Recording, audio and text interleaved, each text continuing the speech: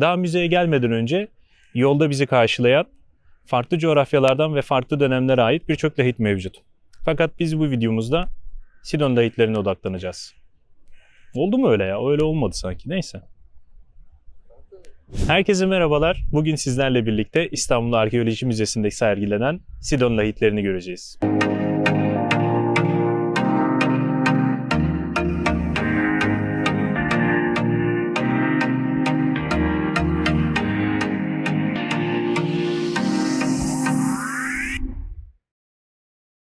Daha müzeye gelmeden önce yolda bizi karşılayan farklı coğrafyalardan ve farklı dönemlere ait birçok lahit mevcut. Fakat biz bu videomuzda Sidon'dan çıkartılan ve Kral Nekropolü'ne ait lahitlerden bahsedeceğiz. Lahitler, tabutlara benzetebileceğimiz yontma taştan yapılmış veya farklı malzemelerden üretilmiş içi boş sandukalardır. Ölen kişilerin içine gömüldüğü bu sandukalar bazen ölüyle birlikte gömülmekte, bazen ise anıt mezarlarının içerisine yerleştirilmekteydi. Lahitlerin üretilmesi oldukça zahmetli ve pahalı olduğu için bu lahitler sadece özel kişiler ki dönemin zenginleri ya da önde gelen insanlar için yapılmıştı. Lahitlerin içerisine bir kişi gömülebildiği gibi bazen aynı bir aile kabri ya da aile mezarı gibi birden fazla kişinin defnedildiği de mevcuttu. Lahitlerin bazıları yıllar içerisinde mezar soyguncuları tarafından açılmış ve daha sonraki dönemlerde farklı amaçlarda kullanılmıştır. İçerisine havuz yapılan, küvet yapılan, Osmanlı döneminde musluk olarak kullanılan ya da bazı köylerde hayvan yalakları olan lahitler de mevcut. Bugün göreceğimiz eserler 1887 yılında inşaat için taş arayan işçiler tarafından şans eseri bulunmuş eserlerdir. Lahitlerin çıkartıldığı alan bugün Lübnan sınırları içerisinde kalan ve Sayda kentinin yakınındaki bir noktadadır. Sayda kenti yüzyıllar boyunca Fenikeliler için önemli bir ticaret merkezi olmuştur. Fenikeliler kullandıkları alfabe, cam üretimleri ve Murex isimli deniz kabuklarından elde ettikleri mor boya ile tarih sahnesinde öne çıkmışlardır. Bahsettiğimiz bu mor renkli kumaş boyaları daha sonra Bizans döneminde daha da önemli bir hale gelecektir. Şans eseri keşfedilen bu alan, Sayda kentini M.Ö. 5. ve 4. yüzyıllar arasında yönetmiş olan hanedan üyeleri tarafından mezarlık olarak kullanılmıştır. Adı Sayda veya Sidon Nekropolü olarak geçmektedir. Buradaki tarihi eserler keşfedildiğinde dönemin Suriye valisi Neşit Paşa, Maarif Bakanlığı'ndan lahitlerin korunması ve tarihi eserlerin İstanbul'a gönderilmesi için yetkili personel talep etmiştir. Aynı yıl içerisinde Osman Hamdi ve Dimos'ten Baltacı yola çıkmışlar ve birçok zorluğa rağmen buradan çıkartılan tarihi eserleri İstanbul'a getirmeyi başarmışlardır. Osman Hamdi Bey'in başkanlığında yapılan kazıların birinci senesinde 17, ikinci senede de 5 adet lahit gün yüzüne çıkartılmış. Bu lahitler daha sonra deniz yoluyla İstanbul'a gönderilmişler. Osmanlı İmparatorluğu'nun çeşitli noktalarından da farklı tarihi eserler yine İstanbul'a getirtilmişti. Tarihi eserler İstanbul'a getirtildiğinde maalesef ki o dönemde onları sergileyebilecek bir yer söz konusu değildi. Bu sebeple Osman Hamdi Bey'in aracılığıyla şu anda önümde durmuş olduğumuz müze binası yapılmıştı.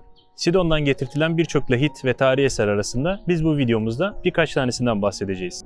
Bu lahitlerden benim en çok ilgimi çeken Tabnit lahiti. Tabnit lahiti üzerindeki iki farklı alfabe ve dille yazısı bulunan insan formunda bir lahittir. Yazılardan üst bölümdeki alfabe Mısır hieroglifleri şeklinde yazılmış, alttaki alfabe ise Fenike alfabesidir. Mısır hieroglifleriyle yazılan bölümde bu lahitin Mısırlı bir generale ait olduğu anlaşılmaktadır. Fakat Fenike bölümünde ise lahitin içerisindeki naaşın Tabnit isimli bir Sidon kralına ait olduğu yazmakta. Bu iki farklılığın sebebi muhtemelen lahitin Sidon'da üretilmediğini, Mısır'dan getirtildiğini göstermektedir. Peki bu lahit açıldığında içerisinden neler çıkmış? Lahit açıldığı esnada orada bulunan kişilerden edindiğimiz bilgiye göre lahitin içerisi koyu renkli kahverengi bir yağlı suyla doluymuş ve içerisinde bir naaş yüzmekteymiş. Eğer bu içi su dolu lahit betimlemesi size bir yerden tanıdık geliyorsa belki 2018 yılında şu lahitin görmüş olabilirsiniz. Mısır'da bulunan bu lahit Sidon'dan oldukça uzak bir noktada çıkartılmış. Fakat açıldığı zaman içerisindeki su internette viral oldu. Önce korkunç görüntüleriyle viral olan bu lahit daha sonra enteresan bir şekilde binlerce kişinin içindeki sıvıyı içmek için imza kampanyası başlatmasıyla daha da ilgi çekici bir hale geldi. Osman Hamdi Bey ve arkadaşlarının bulduğu lahitten çıkan suyu herhangi bir kimse içmek istedi mi bilmiyoruz. Fakat lahit açıldığında içerisindeki cesedin sıvı içerisinde kalan kısımlarının sağlam bir şekilde 1877 yılına ulaştığı bilinmekte. Hatta Tabnit'in üzerinde ilk incelemelerde bulunan bir doktora göre bir dönem su çiçeği geçirdiği belirlenmiş. Biliyorum birçoğunuz lahitin içerisindeki bu gizemli sıvı ve çıkan cesetten başka herhangi bir hazine veya değerli bir şey var mıydı diye merak ediyor. İsterseniz gelin buna ben değil Tabnit cevap versin. Ben Astarte rahibi ve Saydalılar kralı Tabnit. Bu lahit içinde gömülüyorum. Ey benim mezarımı bulan kimse, her kim olursan ol, benim lahtimi açma ve benim huzurumu bozma. Çünkü yanımda ne gümüş, ne altın, ne de define vardır. Bu lahitte yalnızca yatmaktayım. Bana mezar olan bu lahiti açma.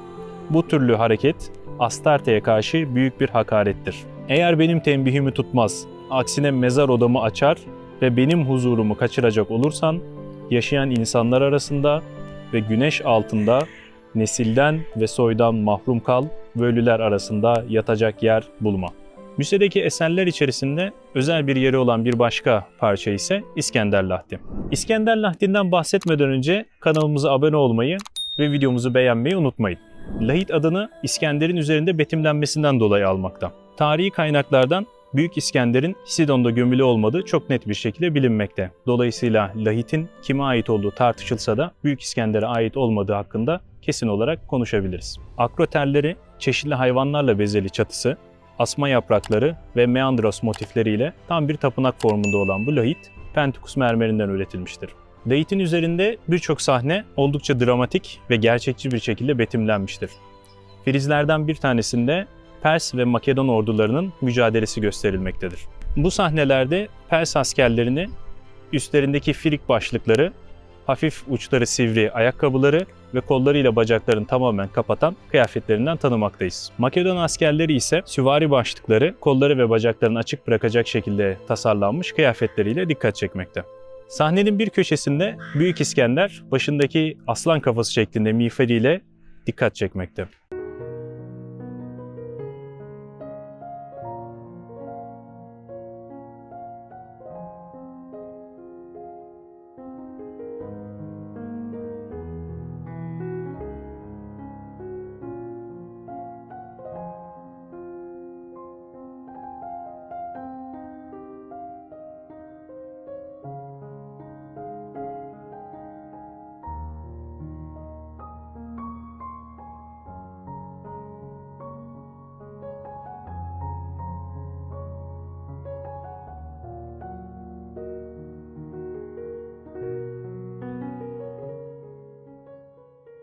Lahitin diğer geniş yüzünde ise birçok antik eserde karşımıza çıkan av sahneleri görülmekte. Bu av sahnelerden bir tanesinde bir aslan avlanmakta, diğerinde ise bir geyiğin öldürülmesi görülmekte.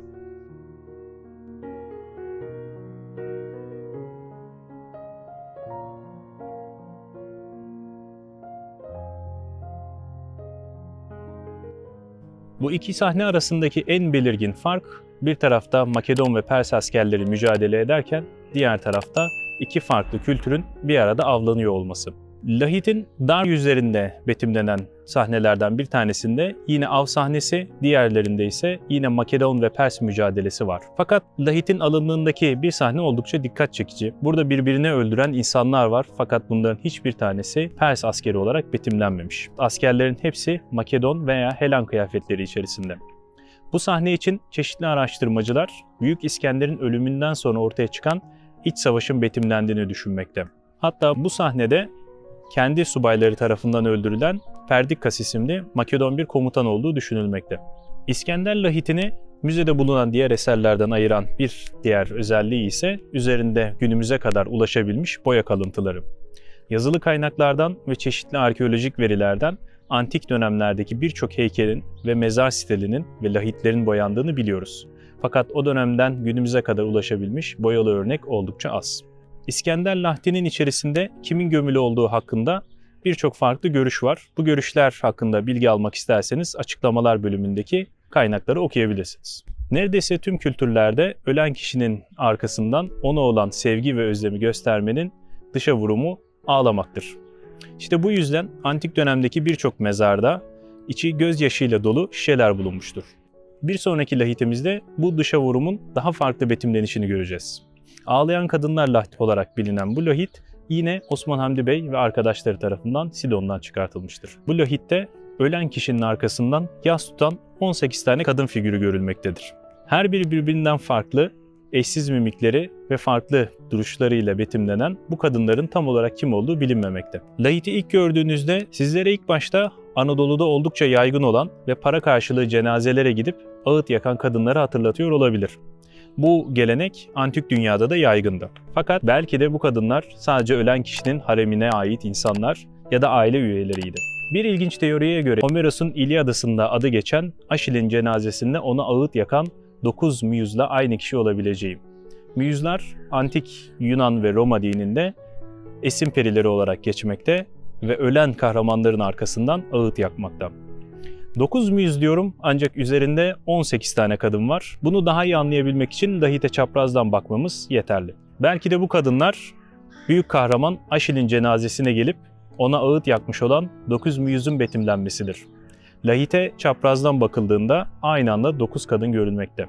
Ağlayan Kadınlar Lahti'nin üst bölümünde ise muhtemelen burada gömülü olan kişinin cenaze töreni betimlenmektedir.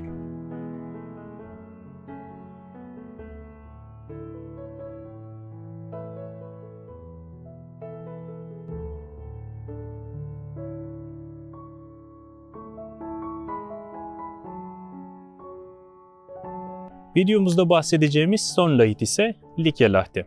Bu lahit adını Likya lahitlerine özgü olan sivri kemerli başlığından almıştır.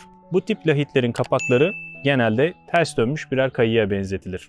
Lahitin alınlıklarından bir tanesinde sırt sırta vermiş 2 tane Sphinx, diğerinde ise yüzlerini birbirine dönmüş ve mücadele içerisinde olan birer grifon görülmektedir. Frizlerden bir tanesinde daha önce İskender lahtinde de görmüş olduğumuz gibi bir av sahnesi görülmektedir.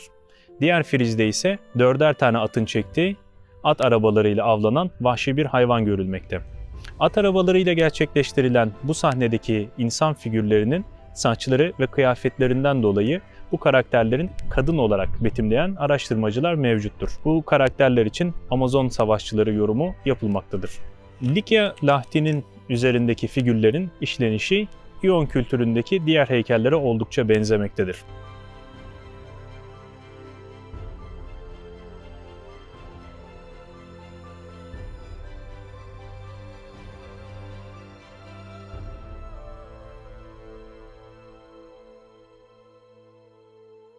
Evet arkadaşlar, bugün sizlerle birlikte İstanbul Arkeoloji Müzesi'ndeki Sidon lahitlerinden bazı örnekler gördük. Bu lahitleri inceleyerek bizden binlerce yıl önce yaşamış insanların dini inançları ve ölü gömme gelenekleri hakkında birer fikir elde etmeye çalıştık. Kanalımıza abone olmayı ve videomuzu beğenmeyi unutmayın.